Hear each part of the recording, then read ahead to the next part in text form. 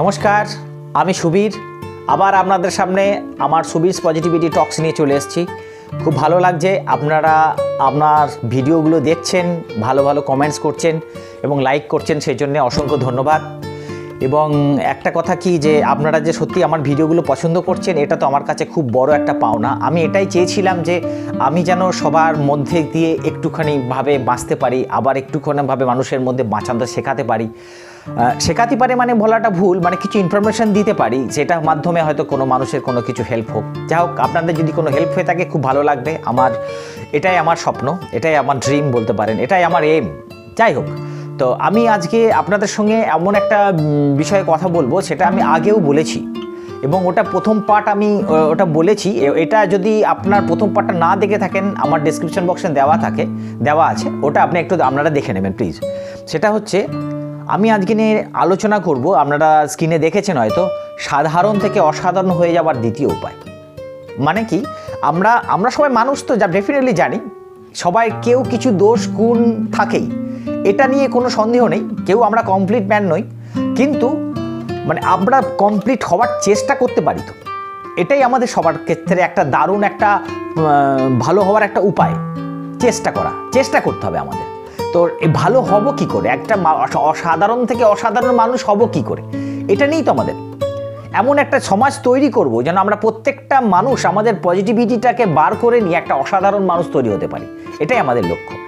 বিশেষ করে আমি তো এটাই চাই যে প্রত্যেকটা মানুষের মধ্যে এরকম একটা পার্সোনালিটি গ্রো আপ হোক, যেটার মাধ্যমে মানুষ যেন একটা অসাধারণত্ব লাভ করতে পারে আর কি। তাহলে দ্বিতীয়টা কি করব? দ্বিতীয়টা হচ্ছে, আমি প্রথমটা তো যা বলেছি সেটা আপনি দেখে নিয়ে আসবেন। দ্বিতীয়টা হচ্ছে, আমি কিভাবে সৎ হব। অসাধারণ হতে গেলে, জানেন তো, মহান হতে গেলে বা কারোর প্রতি আপনার যদি দৃষ্টিভঙ্গি চেঞ্জ করাতে চান, তাহলে আপনাকে প্রথমে সৎ হতে হবে। সৎ কথাটা হয়তো অন্যরকম, মানে এখানে আমি বলতে চাইছি সৎ মানে, হ্যাঁ আমি অনেস্ট, ডেফিনেটলি যেটা মানে হয় সেটা ঠিকই, কিন্তু এখানে নিজের প্রতি সৎ হতে হবে। আমি অপরের প্রতি সৎ হতেই পারি, ডেফিনেট হতে তো হবেই, কিন্তু আমি নিজের প্রতি অনেস্ট, মানে সেটা কিরকম কথা হলো। এটাই মেন জায়গা, যে আমি নিজের প্রতি অনেস্ট কিনা। আমি আমাকে ভালোবাসি নিশ্চয়ই, প্রত্যেকটা মানুষ নিজেকেই বেশি ভালোবাসে, কিন্তু আমি আমার প্রত্যেকটা সিদ্ধান্ত, প্রত্যেকটা কাজ কর্মের প্রতি অনেস্ট, সেইটাকে জাস্টিফাই আপনাকে করতে হবে।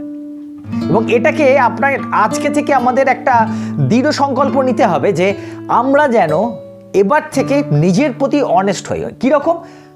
আমি যেটা করব, আমি যেটা বলবো, সেটার প্রতি যেন আমাদের অনেস্টিটা থাকে। ধরুন আমি একটা এক্সাম্পল দিচ্ছি। ধরুন আমি যদি বলি যে আমার কোনো ফ্যামিলির মধ্যে বা কোনো ছেলেদের আমি বলি যে তুমি ওটা করবে না,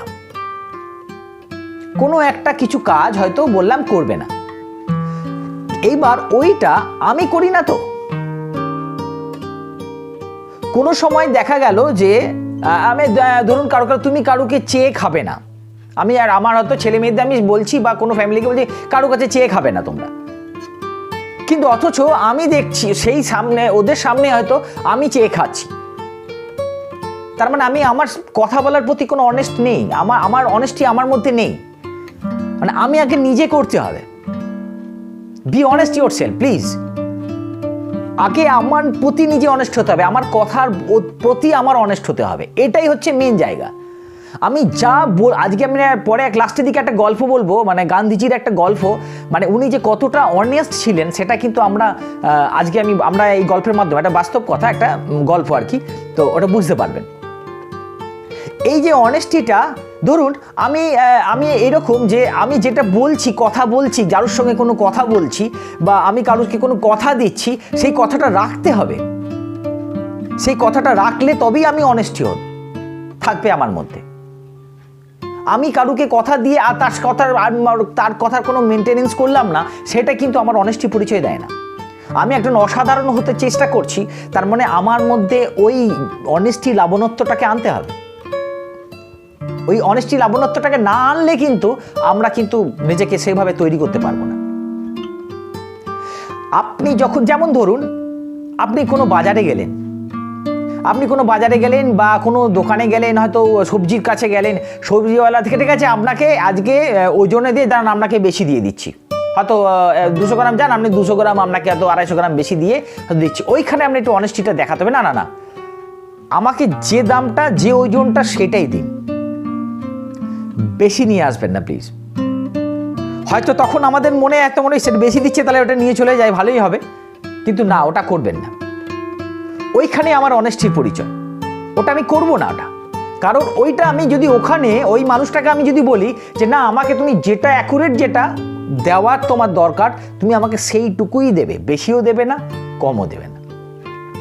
এই আপনার এই অ্যাটিটিউডটা দেখে দেখবেন নেক্সট বার আপনি যখন যাবেন তার দৃষ্টিভঙ্গি আপনার প্রতি অনেকটা উপরে হয়ে যাবে, অনেকটা চেঞ্জ হয়ে যাবে যে কোনো জায়গাতেই।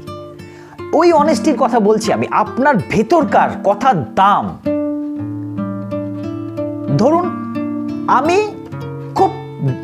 আমি খুব স্মোক করি, আমি খুব নেশাগ্রস্ত হয়ে গেছি। আমি একদিন ঠিক করলাম যে না, আমি আর এবার থেকে কোনো রকম বাজে নেশা করব না, আমি কোনো স্মোক করব না। Be honest yourself. ওই জায়গাটাতেই আমাকে অনেস্ট হতে হবে। আমি ওই অনেস্টির কথা বলছি যে হ্যাঁ, আমার প্রতি আমি যেন কমিটমেন্ট যেটা করব সেটা যেন রাখতে পারি। করব না মানে জাস্ট করব না, এরপর কোনো কথা হতে পারে না, একদমই না, করব না। এবার আমি সেটাই বললাম, বলে দিয়ে আমি, এবং এটা আমি বাড়িতে সবাইকে তো পাবলিশ করে দিলাম যে আমি এবার থেকে আর কোনো বাজে নেশা করব না। তারপর থেকে নিজেকে শুধরাতে হবে, টেকনিক অ্যাপ্লাই করুন, ডেফিনেটলি হবে। এই অনেস্ট, আপনার কথার প্রতি অনেস্টি থাকতে হবে। এই অনেস্টির কথাই বলছি আমি, ম্যাজিক হয়ে যাবে আপনার লাইফটা।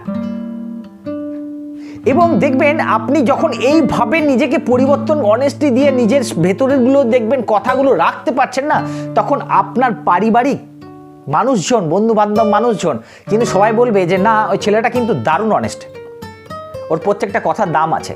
এবং একজন ভালো মানুষ হওয়ার সবচেয়ে ভালো লক্ষণ হচ্ছে কথার দাম রাখা। এবং আপনার মধ্যে নিজের প্রতি রেসপেক্ট যদি নিজে না থাকে, বা নিজের প্রতি অনেস্টি যদি না থাকে, তাহলে কিন্তু আপনাকে কেউ সেইভাবে দেখবে না। এবং আপনি যদি বলেন যে এবার ধরুন আপনি কারুকে বললেন আমি এই কাজটা আমি আপনাকে করে দেবো, কথা দিলেন তাকে, এবার ওই অনেস্টিটা আপনাকে মেনটেনেন্স করতে হবে। আমি কথা দিয়েছি যখন ডেফিনেটলি করব। হয়তো কোনো কারণে করতে পারলাম না, সেটা যেন বুঝতে পারে যে হ্যাঁ আমি কাজটা করতে পারলাম না, কিন্তু ছেলেটা সুযোগ পেলেই ও করে দেবে। এবার আপনি যদি এই রেগুলেশনটা যদি আপনার চারিত্রিক পরিকাঠামোর মধ্যে যদি অ্যাডাপ্ট করতে পারেন যে হ্যাঁ আমি এই জায়গাটাকে আমি মেনটেনেন্স করছি, তাহলে দেখবেন প্রত্যেকটা মানুষ আপনার প্রতি ডিপেন্ডেবল হয়ে যাবে। কোথায় যেন আপনাকে শ্রদ্ধা ভক্তি করবে, দারুণভাবে শ্রদ্ধা ভক্তি করবে, আপনি নিজের প্রতি যদি একটু অনেস্টি দেখাতে পারেন। একদম এমন হয় যে আমরা যদি না এইভাবে নিজের প্রতি অনেস্টি থাকে, তাহলে দেখবেন কোনো নেগেটিভ কথাবার্তা, কোনো রকম কেউ যদি আপনার ফ্যামিলির কাছে বা আপনার বন্ধুর কাছে আপনার কোনো নেগেটিভ বলতে যদি কিছু বলতেও আসে, আপনার যদি ভেতরকার চিন্তা ভাবনা অনেস্টি যদি খুব দারুণভাবে বিকশিত হয়, তাহলে দেখবেন কেউ বিশ্বাস করবে না, কোনো নেগেটিভ আপনাকে ছুঁতেই পারবে না, একদম না, ছুঁতেই পারবে না। বিশ্বাস রাখুন, আমাকে এমন একটা জায়গাতে তৈরি করব যে জায়গা থেকে যেন আর নামতে না হয় কোনোদিন। হ্যাঁ, এটাই করতে হবে। এইভাবেই আমরা একটার পর একটা আমাদের বদগুণগুলোকে ত্যাগ করব। অনেস্টি দিয়ে আমি যদি নিজের ভেতরের কথাগুলো যদি আমি নিজেই সম্মান দিয়ে করতে পারি না, আর কিচ্ছু লাগবে না, কিচ্ছু লাগবে না। যেটা বলবো সেটাই মেনটেনেন্স করব, আর যেটা আমি করব না, পারবো না, সেটা বলবো না। তখন ওখানে কিন্তু আমি নিজের কাছে ফেলিওর হয়ে যাচ্ছি। আমি কিন্তু আমরা হারতে পছন্দ করি না, আমার এটাই পজিটিভিটি। আমি কোনো মানুষকে কথা দিলে সেটা রাখবো, ওটাই আমার অনেস্টি। রেসপেক্ট করব সবাইকে, এটাই অনেস্টি। এই অনেস্টিটা দিয়েই আমাকে চলতে হবে। কখনোই দেখবেন, কখনোই আপনি কারুর কাছ থেকে কোনো রকম ভাবে কিছু ফ্রিতে নেওয়ার চেষ্টা করবেন না। কেন নিতে চেষ্টা করবেন না বলুন তো? তার কারণ যদি আমি এগুলো না করতে থাকি, না এগুলো যদি আমি আমার ভেতরে ওই জিনিসগুলো যদি বর্জন করতে থাকি, দেখবেন আমার যে ভেতরে যে আত্মকেন্দ্রিকতার যে মানসিকতাগুলো আস্তে আস্তে আত্মপ্রত্যয়ের দিকে চলে যাবে। হ্যাঁ, অদ্ভুত তার ওর স্বাদ গন্ধ, ওর যে একটা চারিদিকে যে একটা প্রভাব যে ছড়াতে শুরু করবে, আপনাকে দেখবেন কখন অন্য মানুষকে তৈরি করে দিয়েছে। তাহলে আমি বোঝাতে পারলাম নিশ্চয়ই যে অনেস্টিটা আমাদের মধ্যে রাখতে হবে। আমি যেটা বলবো সেটা করতে হবে। আমি একবার কথা দিলে সেইটার জন্য আমি প্রাণ দিয়েও আমাকে খাটতে হবে সেটাকে মেনটেনেন্স করার জন্য। এটাই হচ্ছে আমাদের অনেস্টি। একদম। আমি এবার আজকে আমি একটা জাস্ট গল্পটা একটা বলে দিয়ে আমি শেষ করে দেবো। দেখুন, একটা গল্প হচ্ছে যে গান্ধীজিকে ভাবে বাপু বলতেন। তা উনি এমন একটা নিজের ভেতরের মানে এমন একটা পজিটিভিটি নিজেকে গ্রো আপ করেছিলেন যে প্রত্যেকটা মানুষ তাকে সম্মান দিতে বাধ্য হতো এবং সবার মধ্যে এমন একটা মানসিকতা গড়ে উঠেছিল, উনি যেটা বলতেন প্রত্যেকটা মানুষ তাই শুনতেন। কেন বলেন তো? ওনার অনেস্টিটাই এতটাই স্ট্রং ছিল। এবার সবাই তো এরকম শোনে। এবার কি হয়েছে, একটা ছেলে টক খেতে বারণ করেছে, ডাক্তারবাবু বলেছে টক খেতে হবে না, কিন্তু ছেলেটা কিন্তু প্রচুর পরিমাণে টক খায়। কাঁচা আম, তেঁতুল স্কুলে টুলে যায়, খায়, এবং ওর ভেতরে কোনো প্রবলেম হচ্ছে হয়তো, ডাক্তারবাবু সেই জন্য বারণ করে, কিছুতেই ছাড়ছে না ছেলেটা। তখন ওরা বাবা মা বললেন যে কি করা যায়? তখন একজন বললেন তুমি বাপুর কাছে নিয়ে যাও তো, উনি যা বলেন সবাই তো শোনে, বলা যায় না, তোমার ছেলেটাও হয়তো শুনতে পারবে। তখন গেছে বাবুর কাছে, নিয়ে গিয়ে তখন বলছেন যে আচ্ছা বাবু, আমার একটা রিকোয়েস্ট ছিল, আপনি রাখবেন? বলে কি বলো? আমার ছেলে টক খায় না, মানে টক বেশি খায়, ডাক্তারবাবু বারণ করেছেন টক খাওয়ার জন্য, যাতে না খায়, ওর ক্ষতি হবে। তো আপনি একটু বলে দেবেন, তাহলে যদি আমার ছেলেটা কথা শোনে, আমার বিশ্বাস আপনাকেও ভক্তি করে, আপনি বললেই কিন্তু শুনবে। তো বলছে ঠিক আছে, তুমি 1 মাস পর এসো, এখন কিছু বলবো না। রীতিমতো অবাক হয়ে গেল ছেলের বাবা, যে কি ব্যাপার, এখন বলছেন না 1 মাস পর?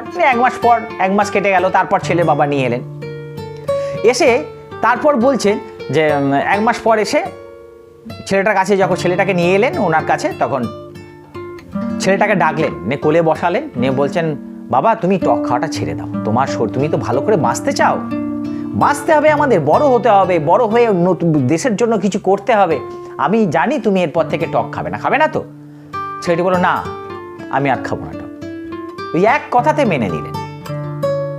এবং ছেলেটা মেনে নেওয়ার পর যখন ছেলেটা চলে যাচ্ছে, বাবার মনে একটা চিন্তা ভাবনা সবসময়, কি ব্যাপার, এটা তো উনি 1 মাস আগে বলতে পারতেন, 1 মাস পর কেন? তখন উনি ইয়ের কাছে গেলেন, বাপুর কাছে গিয়ে বললেন চাচা বাবা, একটা কথা ছিল যে আচ্ছা আপনি এটা তো 1 মাস আগেও তো বলতে পারতেন। তখন উনি বললেন যে হ্যাঁ বলতে পারতাম, আসলে আমাকে নিজে তো টক খাওয়াটা ছাড়তে হবে, তারপর তোকে আমি ছাড়তে বলবো, আমি তো টক খাই।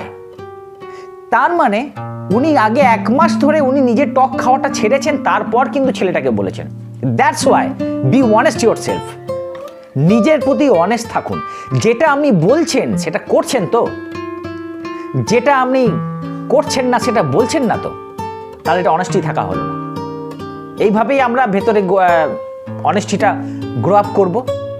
তো যদি হয় মেনটেনেন্স করবেন, আমরা সবাই মিলে চেষ্টা করব। যাই হোক, আজকে আমার এটুকুই, আবার একদিন আসবো আবার একটা নতুন টপিকস নিয়ে। ধন্যবাদ, বাই। আমরা আবার চলে এসেছি।